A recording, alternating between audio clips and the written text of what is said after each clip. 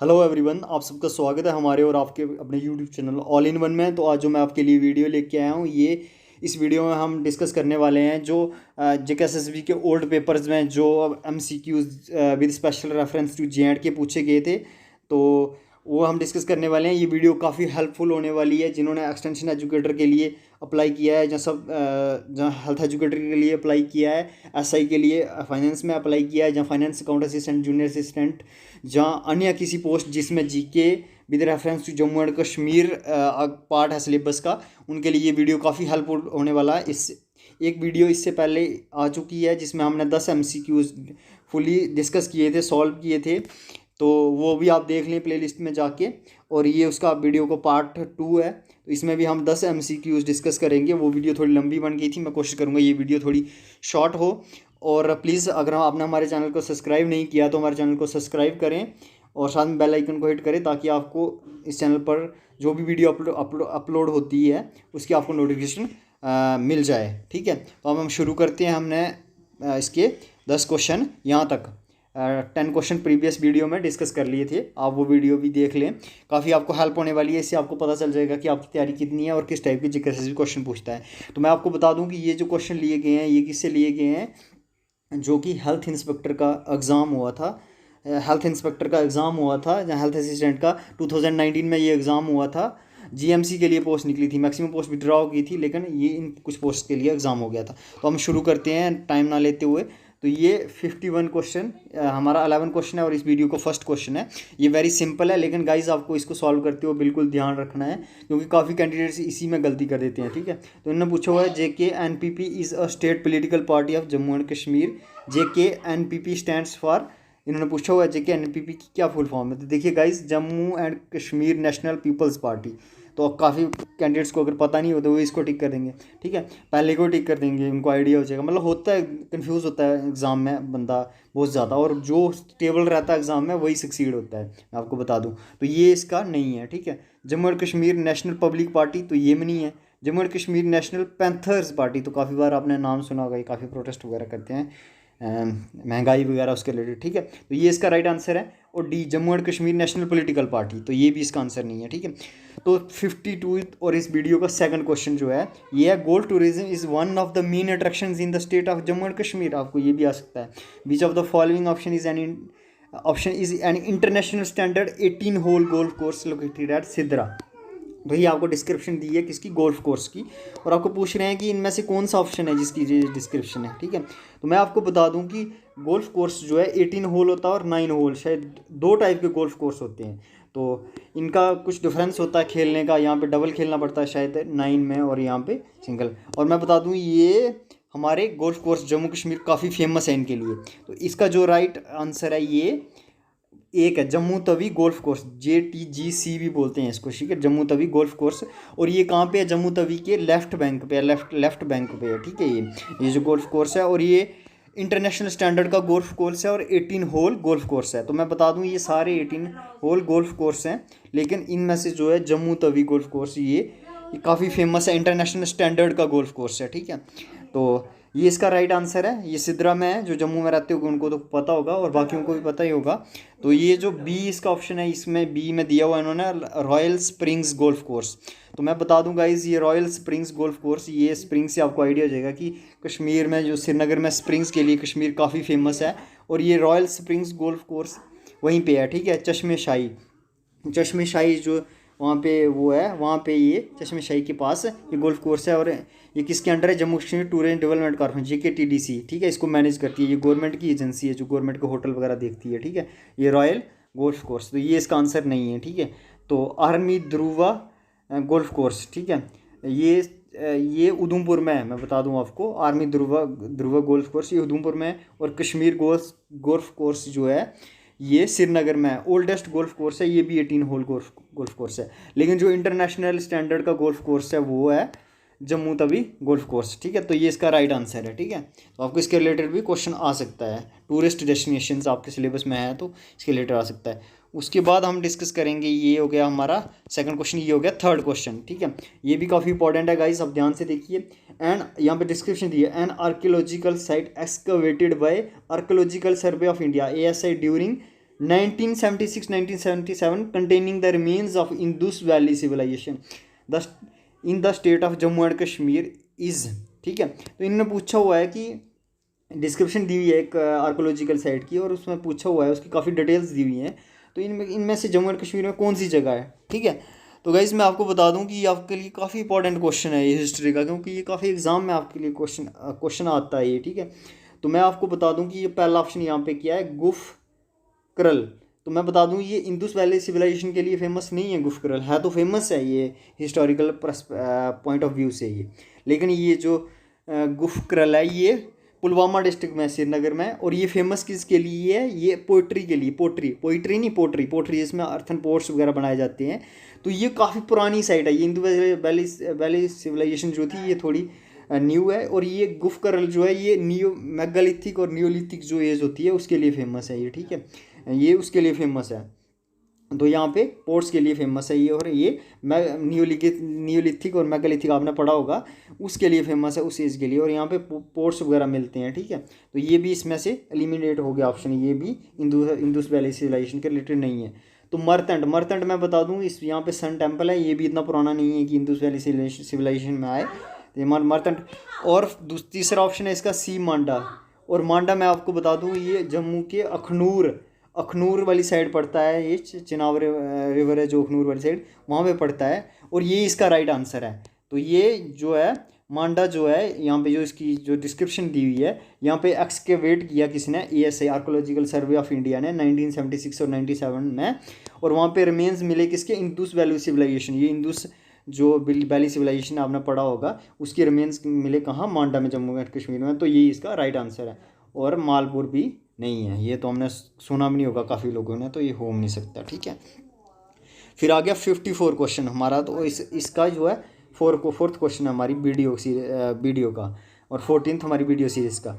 Read the following statements with reference to the rights of women mentioned in the DPSP in constitution of Jammu and Kashmir. तो ये भी important नहीं है आपके लिए क्वेश्चन, क्योंकि ये हमारी जो है स्टेट अब यूटी बन गई है, तो अब जम्मू कश्मीर का कॉन्स्टिट्यूशन नहीं रहा है। लेकिन फिर मैं इसका आंसर आपको बता देता हूँ, इसका आप पढ़ लें इस क्वेश्चन को, और आपको अगर इसका आंसर करना है तो इसका आंसर जो है, राइट आंसर जो है इसका, ये इसका डी आंसर है। मतलब फर्स्ट स्टेटमेंट जो है, all women in the state will have right of special protection against discourtesy, defamation, hooliganism and other forms of misconduct.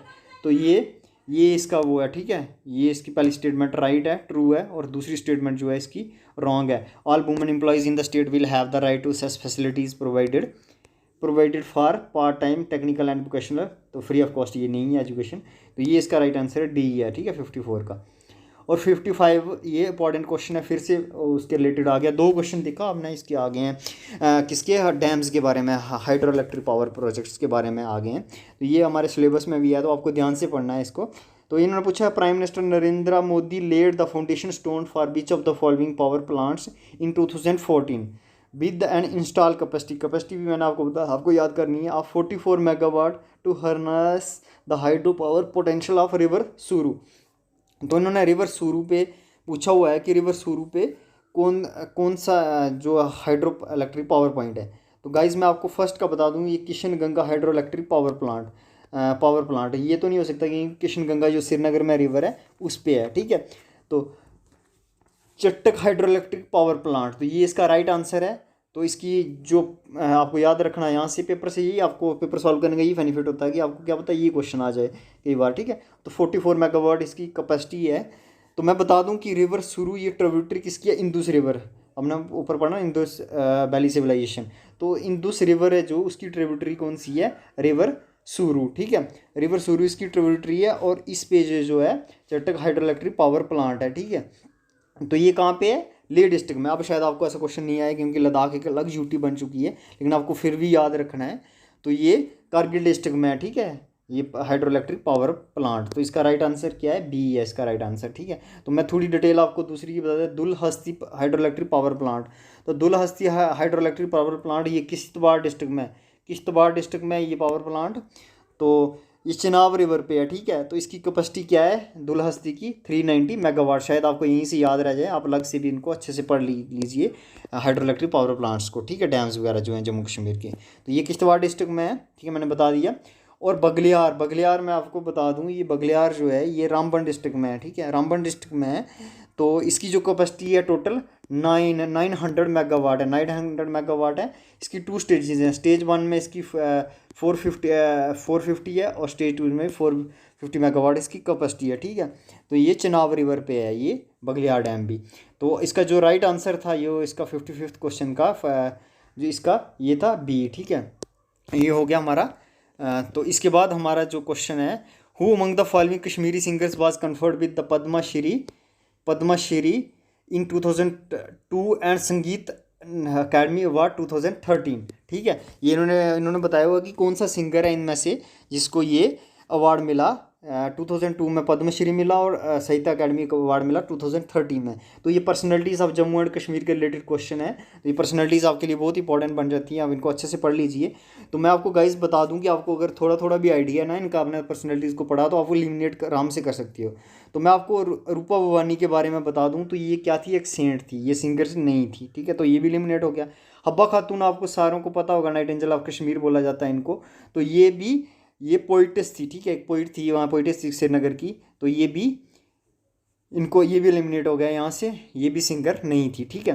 फिर हमारे पास बचा राज बेगम और गुलाम अहमद महजूर। तो मैं आपको बता दूँ गुलाम अहमद महजूर जो थे ये भी पोइट थे, ठीक है। तो ये भी ऑप्शन में नहीं आएगा, ये भी रिमूव हो गया। तो इनमें से सिंगर कौन थी, राज बेगम, ठीक है। देखा, डिफिकल्ट क्वेश्चन पूछा हुआ है, पर अगर एलिमिनेशन मेथड लगाओगे तो आप इसको आराम से सॉल्व कर पाओगे। तो राज बेगम मैं आपको बता दूं, उनको मेलोडी क्वीन ऑफ कश्मीर भी कहा जाता है, ठीक है। वो इतनी फेमस थी, इतना अच्छा गाती थी, कश्मीरी सिंगर थी, यहाँ पे दिया हुआ है कश्मीरी सिंगर, ठीक है। तो ये काफ़ी मायने रखता है। इन्होंने साहित्य अकेडमी और संगीत अकेडमी अवार्ड जीता हुआ है, ठीक है। तो इसका राज बेगम राइट आंसर है।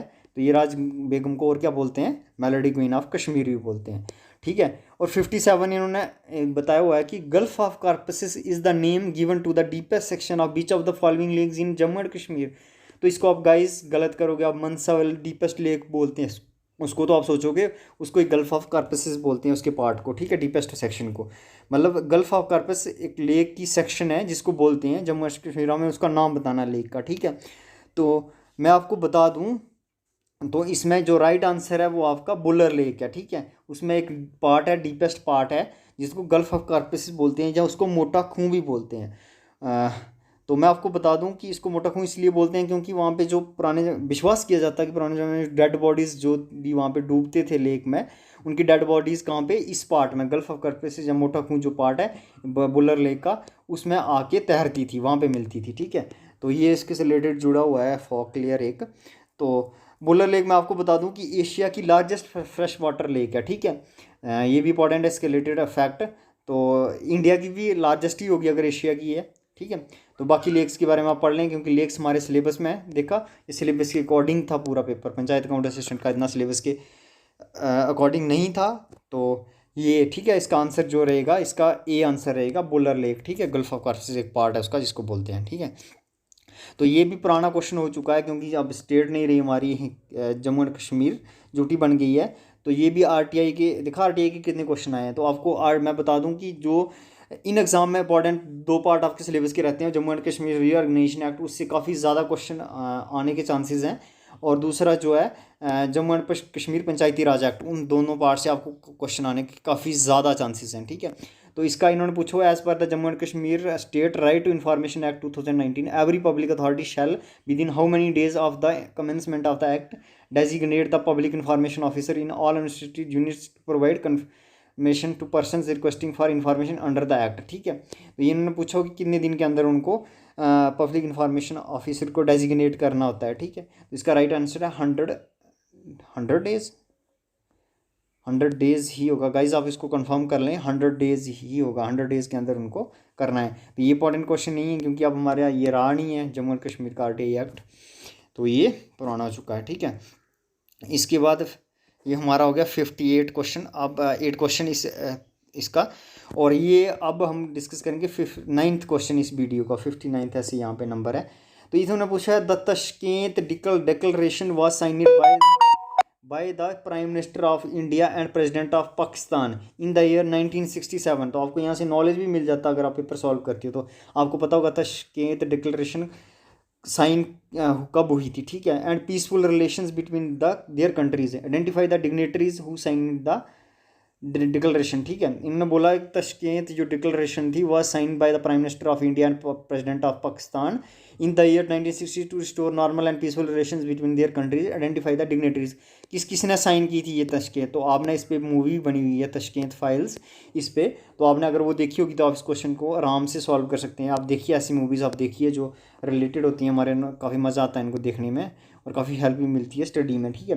तो इंदिरा गांधी एंड याह खान ये तो नहीं था, लाल बहादुर शास्त्री एंड मोहम्मद अयूब खान, तो मैं बता दूं इनके बीच में जो है तशकीत फाइल्स जो हैं, ये तशकीत डिक्लेरेशन जो है ये साइन हुई थी, ठीक है, 1966 में।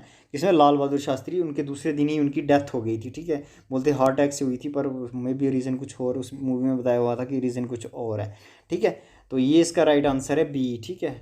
इसके इसमें इनके बीच में ये साइन हुई थी, तो इनके लाल बहादुर शास्त्री और मोहम्मद अयूब खान जो प्रेसिडेंट थे पाकिस्तान के उस टाइम, उनके बीच में ये डिक्लेरेशन साइन हुई थी। अब लास्ट क्वेश्चन हमारा बता है इंदुस वाटर ट्रीटी का। इंदुस वाटर ट्रीटी में आपको बता दूं ये भी काफ़ी इंपॉर्टेंट है आपके एग्जाम पॉइंट ऑफ व्यू से। तो हमें which of the following statement is false with reference to the Indus water treaty, ठीक है। हमने इसमें फॉल्स स्टेटमेंट बतानी है, ठीक है। फॉल्स स्टेटमेंट हमको बतानी है कि कौन सी फॉल्स स्टेटमेंट है। तो इंदुस वाटर ट्रीटी इन्होंने दे रखा है कि 1960 में साइन हुई थी। तो मैं एग्जैक्ट डेट आपको इसकी याद रखनी है क्योंकि मैंने देखा है एक दो क्वेश्चन पेपर में एग्जैक्ट डेट आई थी। तो इसकी 19 सितंबर 1960 में इंदुस वाटर ट्रीटी जो है वो साइन हुई थी। साइन किसके बीच में हुई थी मैं भी आपको बता दूं, साइन हुई थी बिटवीन इंडिया एंड पाकिस्तान के बीच में साइन हुई थी। तो साइन किसके बीच में हुई थी, जवाहरलाल नेहरू जो हमारे प्राइम मिनिस्टर थे 1960 में, फर्स्ट प्राइम मिनिस्टर थे हमारे इंडिया के, इंडिपेंडेंट इंडिया के, उनके और किसके बीच में साइन हुई थी ये अयूब खान जो कि पाकिस्तान के प्रेसिडेंट थे, उनके बीच में इंदुस वाटर ट्रीटी साइन हुई थी। तो ये किसने साइन कराई थी, ये वर्ल्ड बैंक ने साइन कराई थी। वर्ल्ड बैंक इसका मीडिएटर था एज ए, अभी भी कोई डिस्प्यूट होता है तो वर्ल्ड बैंक के पास पाकिस्तान चला जाता है इसकी कंप्लेन लेके। तो वर्ल्ड बैंक ने ये ट्रीटी करवाई थी इंडिया और पाकिस्तान के बीच में साइन करवाई थी। और मैं इसका एक और इम्पॉर्टेंट पार्ट बता दूं कि इस ट्रीटी के अकॉर्डिंग जो राबी ब्यास सतलुज एक मिनट गाइस, राबी ब्यास और सतलुज जो रिवर्स हैं इनका पानी इंडिया ने यूज़ करना था। और इंदुस चिनाब और झेलम आईसीजी, इंदुस चिनाब और झेलम का आप आईसीजी करके इसको याद रख सकते हैं। इसका पानी किसने यूज़ करना था, पाकिस्तान में। तो गाइस इसको आप डिटेल में पढ़िए, ये नहीं था कि मतलब ये जो मतलब इसका इंदुस चिनाब और झेलम का पानी इंडिया यूज़ ही नहीं कर सकता, पर कुछ स्पेसिफिक पर्पज़ के लिए इंडिया यूज़ कर सकता है। तो इसका इन्होंने बताया था कितनी कैपेसिटी वगैरह, आप इसको डिटेल में पढ़ लीजिए। तो मैं आपको ये और इंपॉर्टेंट फैक्ट बता दूं, जो इंदुस वाटर सिस्टम है ये सारी रिवर जो है इंदुस की ट्रिब्यूटरी हैं, ठीक है। ये जो रावी ब्यास सतलुज झेलम चिनाब ये किसकी, इंदुस की। अगर आपने रिवर सिस्टम पढ़ा होगा JNK का या इंडिया का, तो उसमें ये किसकी, इंदुस की ट्रिब्यूटरी हैं। तो इंदुस का 80% जो वाटर है ये इंदुस का जो है वो किस में, पाकिस्तान में फ़्लो करती है ये 80%, और 20% जो है वो इंडिया में फ़्लो करती है, ठीक है। लेकिन पाकिस्तान फिर भी डिस्प्यूट रेज करता रहता है इसके रिलेटेड वर्ल्ड बैंक के पास, जहाँ ICG के पास, ठीक है। तो ये हमें इसमें से बताना कि स्टेटमेंट कौन सी करेक्ट है, ठीक है। Which of the following statement is false, sorry हमें फॉल्स स्टेटमेंट बतानी है। A permanent Indus commission should be created consisting of officials from India and Pakistan to implement and manage the objectives of the Indus water treaty, ठीक है।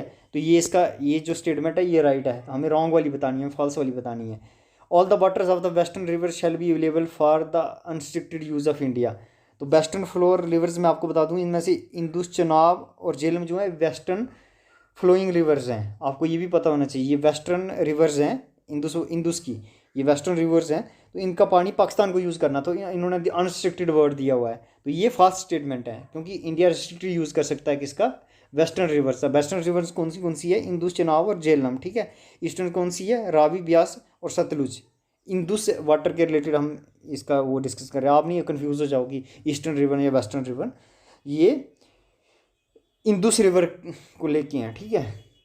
तो ये सी इसका answer, ये भी फॉल्स स्टेटमेंट है। पंडित जवाहरलाल नेहरू ने Mohammad Ayub Khan sign this treaty for complete and satisfactory utilisation of water of the Indus Indus rivers, तो इन्होंने साइन की थी, ये भी राइट स्टेटमेंट है इसकी, ठीक है। किसने, मैंने अभी आपको बताया कि ये किसके बीच में साइन हुई थी, इंदुस वाटर ट्रीटी, इंडिया और पाकिस्तान में किसने साइन की थी, जो हमारे इंडिया के पहले प्रधानमंत्री जवाहरलाल नेहरू और मोहम्मद यूब खान जो उनके प्रेसिडेंट थे उस time. Pakistan shall have the unrestricted use of waters originating from sources other than eastern rivers, ठीक है। Pakistan shall have the unrestricted use of all waters originating from sources other than the eastern rivers which are delivered by Pakistan into the Ravi or the Sutlej, ठीक है। ये भी इसका right statement है। तो इसकी रॉन्ग स्टेटमेंट हमें ढूंढनी थी, फॉल्स, तो ये थी, ठीक है। यहाँ से अनरिस्ट्रिक्टेड जो वर्ड है ये इंडिकेट करता है कि अनरिस्ट्रिक्टेडली यूज़ नहीं, रिस्ट्रिक्टेडली यूज़ कर सकता है इंडिया जो है चनाब, इंदुस और झेलम का पानी जो कि वेस्टर्न रिवर्स हैं। तो ये थे हमारे 10 MCQs, इनको हमने डिस्कस किया। तो आप, अगर आपको ये वीडियो अच्छी लगी तो प्लीज़ लाइक करें और कमेंट और शेयर ज़रूर करें। तो हमारे चैनल को अगर आपने सब्सक्राइब नहीं किया तो सब्सक्राइब ज़रूर करें। Thank you, have a nice time.